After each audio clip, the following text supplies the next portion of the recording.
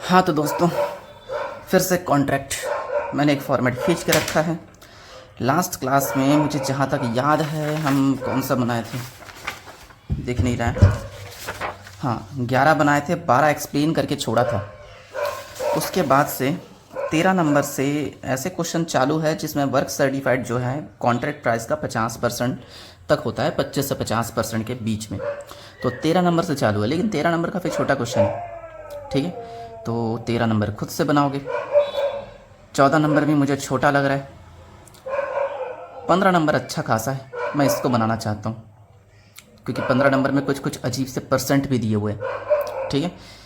और 15 नंबर पढ़ूँगा, 13 और 14 ये एक्सप्लेन कर दूँगा, ठीक है। फिर 16 से अलग टाइप के क्वेश्चंस होंगे, तो पहले 15 बनाते।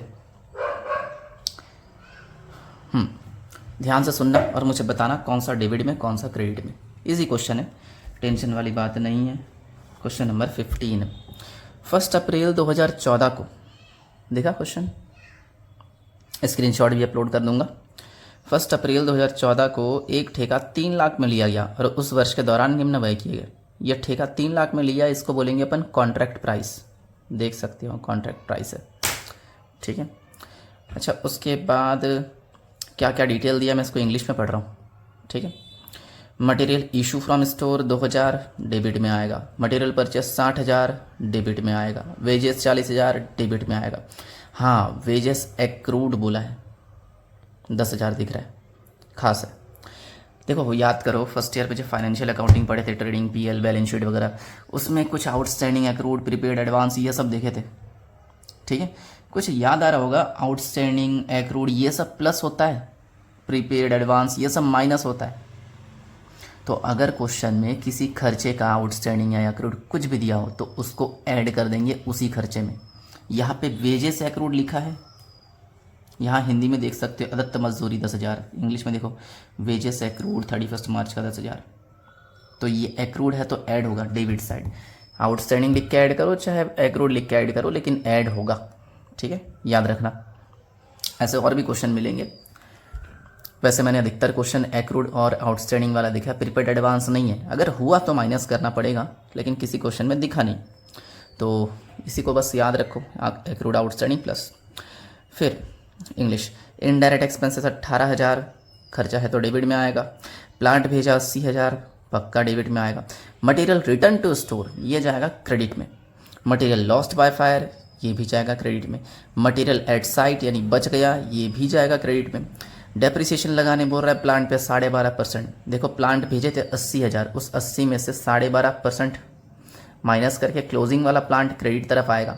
ओपनिंग का 80,000 यहाँ पर, उस 80 में से 12.5% का डेप्री माइनस करके क्रेडिट साइड आएगा।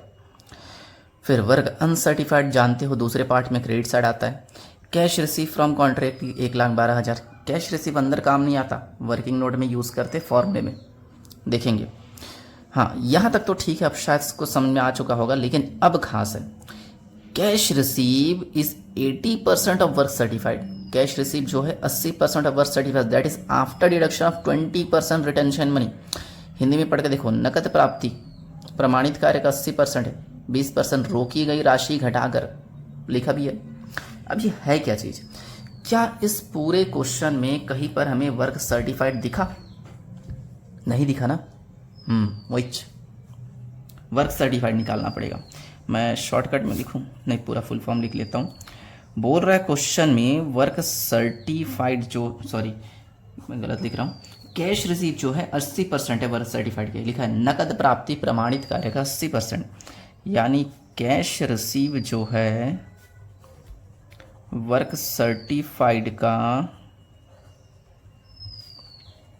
80% ऐसा प्रेजेंट कर सकते हैं। और वो 20% रिटेंशन मनी रोक दिया है, रोक दिया तो रोक दिया, उससे हमको कोई मतलब नहीं है। कैश रिसीव का परसेंट कितना है? 80, बस यही काम आएगा। अब देखो कैश रिसीव और वर्क सर्टिफाइड, इस इक्वेशन में दो चीज़ें हैं, 80% तो 80% है। इन दोनों में से कैश रिसीव मालूम है। देखो क्वेश्चन में 1,12,000 दिया है, तो इसकी जगह 1,12,000, वर्क सर्टिफाइड को शॉर्टकट में WC लिख रहा हूँ इंटू 80%। अब इसको सॉल्व करने के लिए 80% को नीचे डिवाइड में ले आऊँगा। 1,12,000 divide by 80% equal to work certified, यानी वर्क सर्टिफाइड डिवाइड करके निकलेगा, जो लिखा है वो टाइप करो, अपने आप आएगा। 1,12,000 डिवाइड 1,12,000 डिवाइड बाई 80%, 1,40,000। यानी वर्क सर्टिफाइड 1,40,000 क्वेश्चन में गायब था, हमने निकाल लिया। ठीक है, अगर क्वेश्चन में कैश रिसीव दिया और ऐसा कुछ वर्डिंग हो तो कैश रिसीव के सहारे वर्क सर्टिफाइड ऐसे ही निकालना, बहुत सारे क्वेश्चन में आगे काम आएगा। ठीक है, चलो अब जो भी इन्फॉर्मेशन दिया है उसके हिसाब से वैल्यू रखते जाते हैं। इंग्लिश देखते चला। मटेरियल इशू फ्रॉम स्टोर 2000, मैं शॉर्टकट में लिख रहा हूँ, मटेरियल इशूड 2000, फ्रॉम स्टोर नहीं लिखा हूँ, तुम लोग लिख लेना। मटेरियल परचेस किया है 60,000, मटेरियल परचेस्ड 60,000। फिर वेजेस दिया है 40। अच्छा, वेजेस का एक्रूड भी है तो वेजेस को मैं अंदर लिखूंगा ताकि एक्रूड जोड़ सकूं।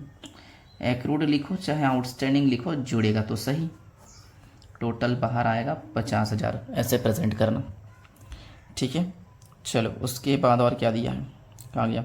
इनडायरेक्ट एक्सपेंसेस 18,000,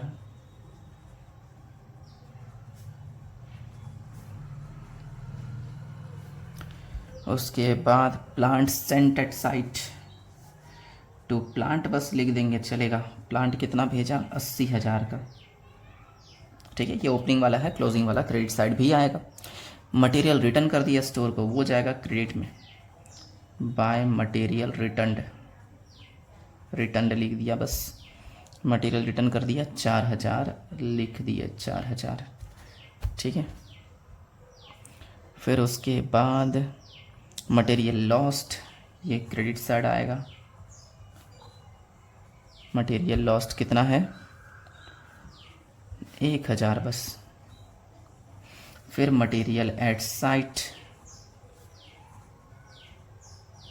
ये 3,000 दिया हुआ है। डेप्रिसिएशन 12.5%। डेप्रिसिएशन लिखने का तरीका, प्लांट जितना यहाँ पे लगाए थे डेबिट साइड उसको क्रेडिट साइड लिख दो, माइनस डेप्री कर दो 12.5%। 80,000 इंटू 12.5%, 10,000 आता है। तो 80 में से 10 माइनस करके कितना बाहर, 70। वैसे प्लांट का सीख चुके होंगे इतने सारे क्वेश्चन में। और कोई खर्चा, डेप्रिसिएशन, वर्क अनसर्टिफाइड, दूसरे पार्ट में कैश रिसीव, और कुछ नहीं दिया। तो इन सबको ऐड करेंगे और उस साइड लिख देंगे by works cost carry over. 2,000, 60,000, 50,000, 18,000, 80,000, इस साइड का टोटल आ रहा है 2,10,000। इस 2,10,000 में से क्रेडिट का सारा माइनस कर दो, -4, -1, -3 और -70,000, तो 1,32,000 आएगा। अब ये 1,32 हमने वर्क कॉस्ट निकाला है, लेकिन ये आंसर थोड़ी होता है, इसलिए पता नहीं चलेगा अब तक सही बना रहे कि गलत बना रहे। सेकंड पार्ट का नोशनल प्रॉफिट आएगा तब क्वेश्चन में आंसर वेरीफाई करना। अभी थोड़ा और काम कर लेते हैं, सेकंड पार्ट बनाएंगे। वर्क कॉस्ट ब्रॉट डाउन 1,32,000, मैं शॉर्टकट लिख रहा हूँ, ठीक है, ऐसे मत लिखना एग्ज़ाम में। वर्क इन प्रोग्रेस, नीचे work certified, work uncertified.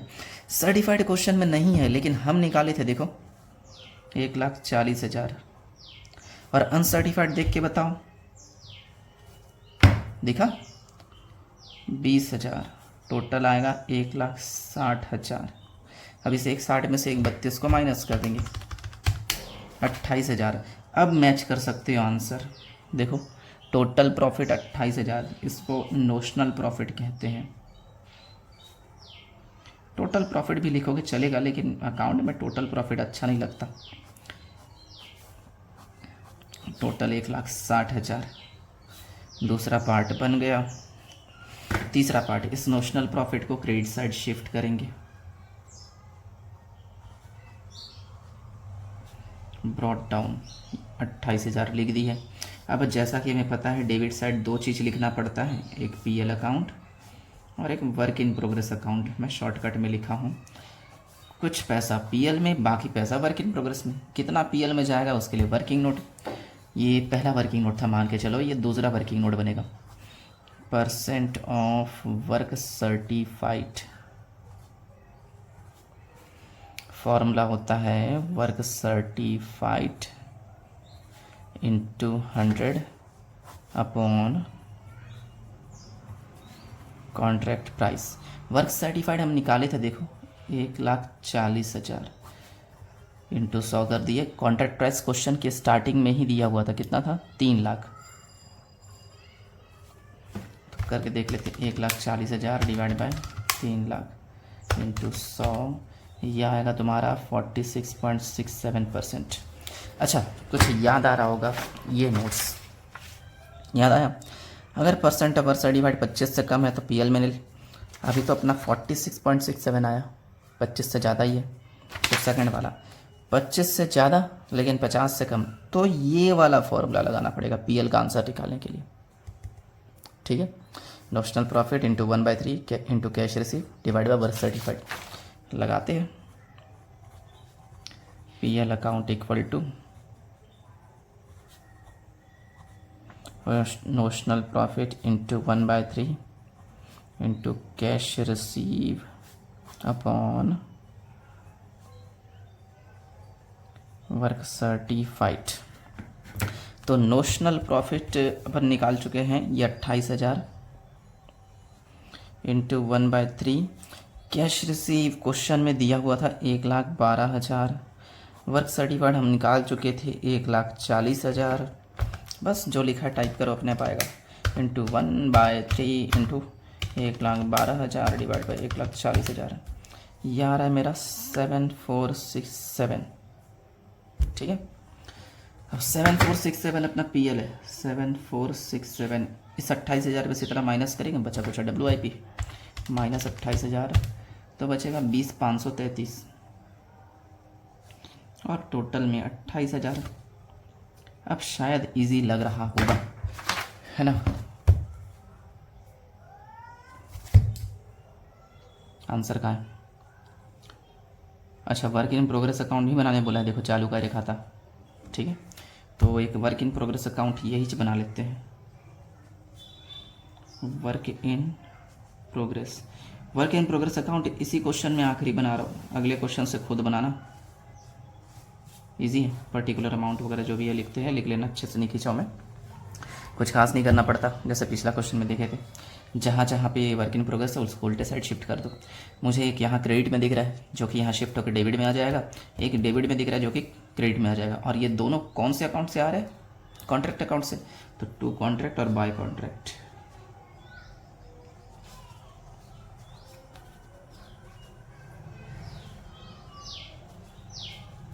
Contract इसको लाना है तो इसके नीचे वर्क सर्टिफाइड, वर्क अनसर्टिफाइड पूरा दिखाना पड़ता है रे। मैं इसको अच्छे से नहीं लिख रहा हूँ, लेकिन लिख लेना।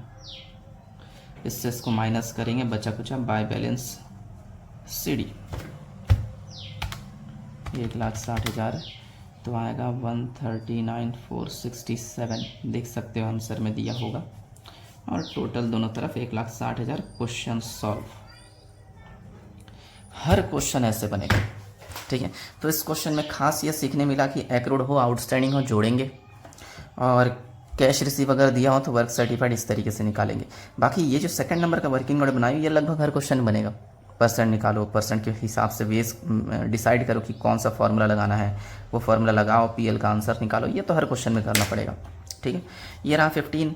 तो मैं इसके ऊपर के दोनों क्वेश्चन 13 और 14 बस पढ़ के समझा रहा हूँ। ठीक है, बहुत ईजी क्वेश्चन है। इस क्वेश्चन में तो वर्क सर्टिफाइड दिया भी है 13 में, तो डायरेक्ट छाप देंगे। देखते जाओ, समझ जाओगे। क्वेश्चन का स्क्रीनशॉट भी अपलोड कर दूंगा। एक ठेकेदार ने एक ठेका जिस पर 1 अप्रैल 2014 को आरंभ किया, निम्नांकित व्यय किए। मैं इंग्लिश पढ़ रहा हूँ यार, इंग्लिश अच्छा रहता है। मटेरियल 40, वेजेस 50, अदर एक्सपेंस 15, ये तीनों डेबिट में आएगा। प्लांट लगा 50, ये भी डेबिट में आएगा। वर्क सर्टिफाइड 20, वर्क अनसर्टिफाइड 60, ये सब सेकंड पार्ट में क्रेडिट साइड जाता है, पता तो है। मटेरियल बच गया 11,000 क्रेडिट में, प्लांट बच गया 43,000, ये भी क्रेडिट में। अच्छी बात यह है कि प्लांट का ओपनिंग 50 था, प्लांट का क्लोजिंग 43 दिख रहा है, एक डेबिट में एक क्रेडिट में। कैश रिसीव 1 लाख है, मटेरियल रिटर्न कर दिया, वो तो क्रेडिट साइड जाएगा। वैसे कैश रिसीव तो अंदर काम नहीं आता, बाहर का ही यूज़ होता है, तो सब कुछ तो डायरेक्ट दे दिया है, तो टेंशन वाली बात है ही नहीं। और नीचे वाला लाइन में देखो, कॉन्ट्रैक्ट प्राइस बिंग 3.5 लाख दिख रहा है, तो कॉन्ट्रैक्ट प्राइस 3.5 लाख मान के चलाएं। Easy question. 14 देख लो, 14 में इंग्लिश पढ़ रहा हूँ, ठीक है, रुको। 14 नंबर क्वेश्चन देखना ध्यान से, ठीक है।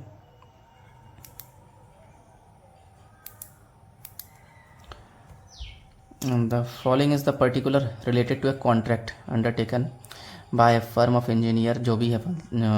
मटेरियल सेंट 85 समथिंग कुछ डेबिट में आएगा। लेबर एंगेज्ड डेबिट में आएगा। प्लांट इंस्टॉल्ड 15,000 डेबिट में आएगा। डायरेक्ट एक्सपेंस डेबिट में आता है। Establishment charges debit. Material return कर दिया, ये पहला आइटम है जो क्रेडिट में आएगा, ठीक है। वर्क सर्टिफाइड क्रेडिट में आएगा। नॉट सर्टिफाइड मतलब अनसर्टिफाइड, ये भी क्रेडिट में, सेकंड पार्ट में वैसे।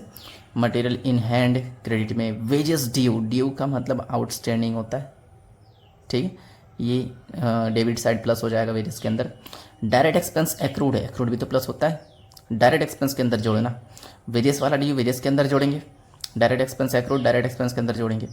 प्लांट का वैल्यू दिया है 11,000, ये आखिरी वाला है 31 मार्च का, देख सकते हो, तो 11,000 है तो क्रेडिट साइड जाएगा। फिर कॉन्ट्रैक्ट प्राइस बिंग 5 लाख, इसका तो यूज़ जानते हो। कैश रिसीव दिया है 1,80,000, पूरा इजी क्वेश्चन।